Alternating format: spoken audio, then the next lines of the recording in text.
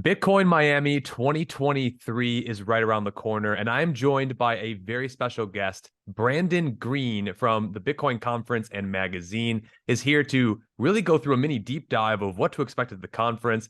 And we're even going to talk about what's been happening with the Bitcoin network. So, Brandon, thank you so much for being here. Can you introduce yourself a little bit? Tell us who you are and yeah, just introduce yourself to the audience. Yeah, absolutely. And thanks for hosting me. My name is Brandon Green. I'm Chief of Staff of BTC Inc. I'm also the event director of the Bitcoin Conference. So, we run the conference, we run Bitcoin Magazine, been in the space for roughly coming up on 6 years now. So I don't know if that makes me an OG, but certainly I'm getting some gray hairs from being in here. So yeah, we're in a pretty interesting moment in time, both in Bitcoin and the macro world, and then as well as, with this conference coming up in 10 days. So excited to chat with you. Well, speaking of the conference, I've gone to the conference the last couple of years and it's exceeded my expectations every single time that I've gone. The first time we went, or should I say I went, was in Wynwood, and I thought it was a super cool venue, and it was really cool. I just really enjoyed it. I got to meet a bunch of people,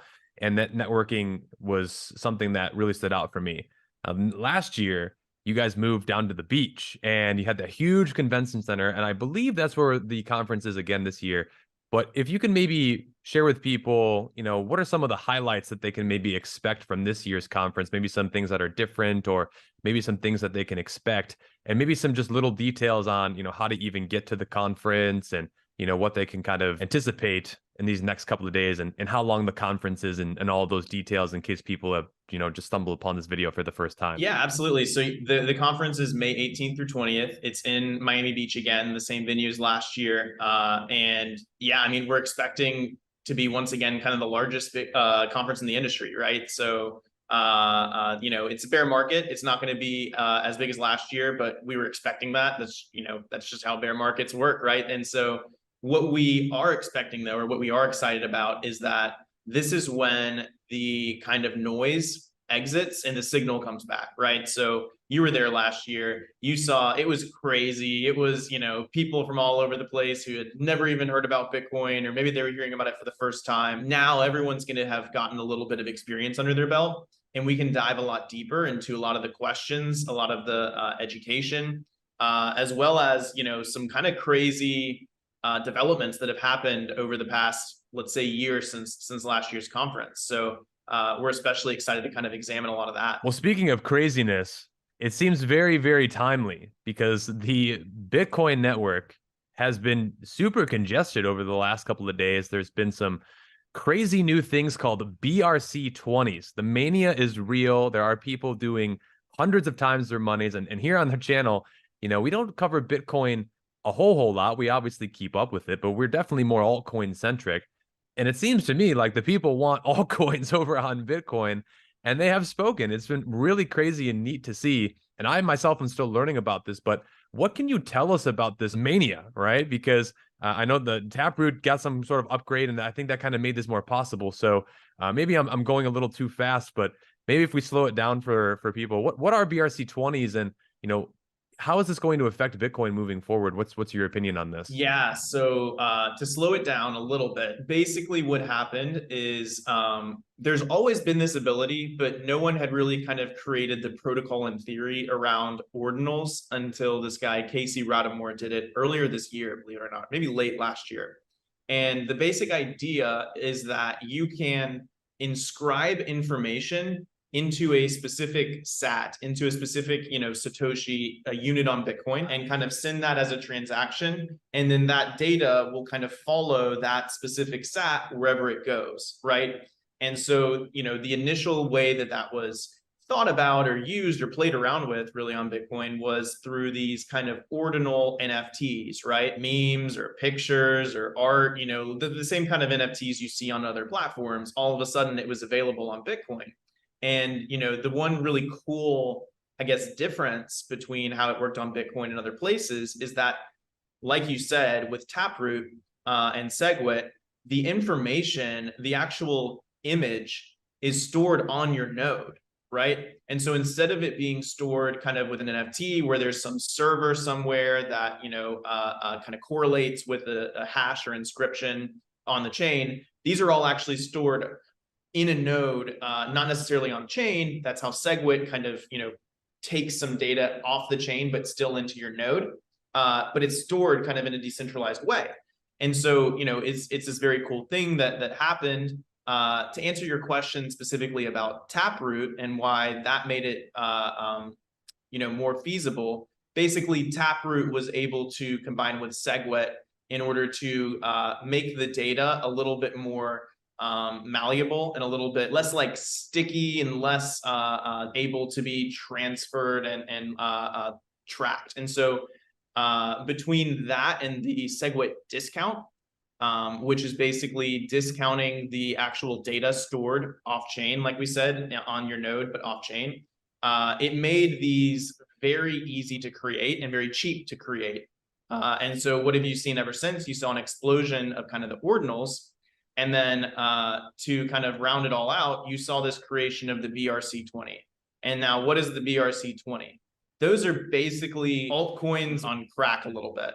They are just text files of kind of images to store on a SAT with an amount, right? Like with a number amount. And then you kind of have to rely on the actual logic of saying, hey, I minted 7,500 of the Ordi coin, and I'm going to transact it, and I'm going to transact 3,000. So I transact back to myself, 4,500, and the math kind of works like that. But it's really just an NFT in the same way that kind of the rest of the ordinals are. So why is it taking off? For the same reasons that kind of all of these altcoins take off, right? There's speculation, there's gambling, idea that you could end up making a lot of money by purchasing some of these. It's kind of the same thing that's fed a lot of the broader altcoin adoption. So the difference is now it's happening on Bitcoin, it's happening on chain. And so you're seeing the fees spike and the usage spike because of it. Yeah, I mean, it says right here in this article, BRC20s are fungible tokens deployed on the Bitcoin blockchain, and some are beginning to see some major market activity. And I think I like this personally, as somebody who, definitely likes to dabble in altcoins and, speculate a little bit. I think this just adds more value to Bitcoin personally. It really adds more value to the entire network and space. And I think that's what the entire conference is really about as well. I've met so many people at this conference that I still keep in touch with today, and have really built, a lot of those connections. And it's really interesting to see new things happening with Bitcoin, because I know that it takes a very long time to make updates with Bitcoin. And the price action from the beginning of the year to now has almost doubled. So I think things are looking good. I know you called it a bear market. I think we're just in the beginning of a bull, and maybe I'm just, bullish all of the time. But, the truth of the matter is, with all of this happening and, the event, I would rather be in the camp of having some action here and having a little bit of Bitcoin, stored away. Yeah, I mean, look, let's wrap up the video, though. We'll ask a couple more questions here. Is there anything that people really need to know more about the conference? Any specific speakers in mind? Any other like last minute details, how they can get their tickets? I know that we are an affiliate here with the conference, so time is running out. If you want a 10% discount, just use my code Joe Paris. The link will be down below in the description. But yeah, are there any little last minute things that people need to know about the conference here in Miami? Yeah, so I mean, we're going to have a lot of content on this BRC20 ordinals craze for sure. It's something that we're tracking and find very interesting on our end. I'll also say something crazy that's happened very recently. We have RFK Jr., who is a presidential candidate. He is running for president, and in the latest polls, he may have as much as 20% of the Democratic primary voters' votes right now. So this is like a very relevant guy. He's speaking at the conference in a pro-Bitcoin way. He's there to advance the industry in the United States and protect it from bad regulation. So that is kind of earth-shattering. I mean, if you think back like 4 years ago or 3 years ago, could you imagine having a president, a future president potentially speaking at a Bitcoin conference? I mean, it's crazy to think about, right? So we're excited about that. We also have Vivek Ramaswamy, who is a Republican presidential candidate, kind of more of a libertarian, who's also speaking.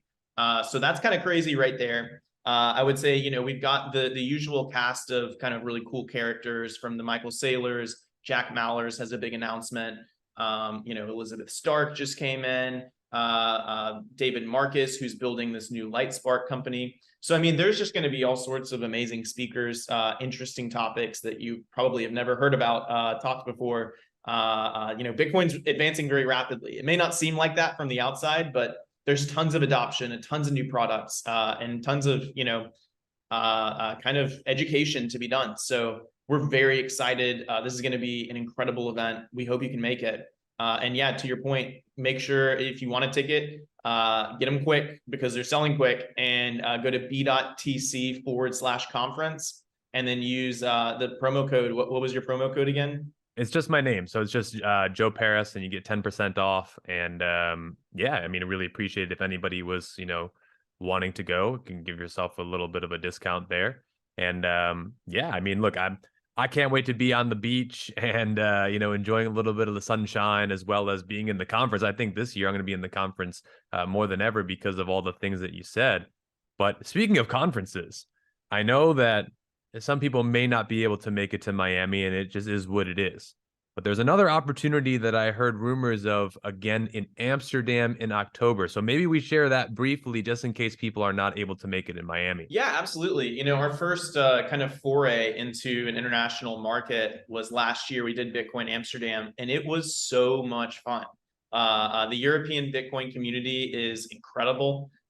We kind of brought everyone together for a few days in October last year. And there was just this kind of magic of people just meeting for the first time who were all kind of interested in Bitcoin, but hadn't really interacted like that before. And tons of kind of relationships, partnerships, and new businesses are coming out of that event. And so, we kept hearing from the audience, like, we got to do it again. We got to do it again. So we're doing it again. It'll be this October 12th through 13th. And it'll be back in Amsterdam in the same venue. So you can, check out more, just look up Bitcoin Amsterdam.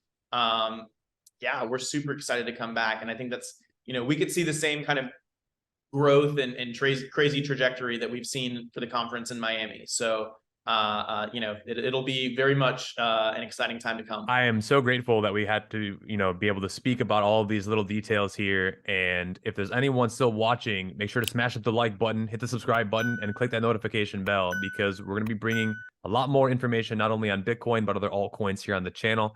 And I will be at these conferences. So my plan, I mean, I'm 100% in for Miami. Airfare is booked. We're ready to go there. Amsterdam, I'm sincerely wanting to go as well. So, we're putting all those little pieces together, but I hope to see, the viewers who are watching, meet some of you in real life. I was just in Orlando a couple of weeks ago, and I met a subscriber of the channel. We had a chat in line for one of the roller coasters. So that was really fun. So I'm really looking forward to it. And thank you again, Brandon, for being here. Any last words to close off the video for people here? And we'll get them on their way. Yeah, Joe, just excited to see you in Miami, man. Can't wait to meet you in person. Awesome. Thanks, guys. Take care.